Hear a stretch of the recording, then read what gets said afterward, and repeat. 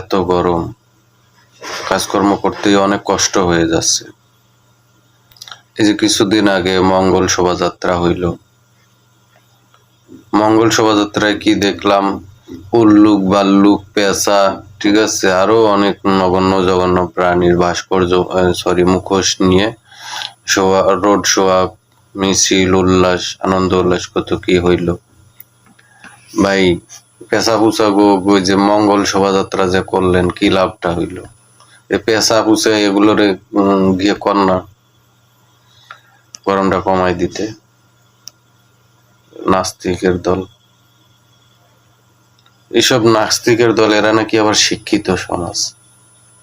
চিন্তা করা যায় এই প্রযুক্তি এবং বিশ্বায়নের যুগে এইসব চিন্তাধারা এদের মাথায় আসে কিভাবে?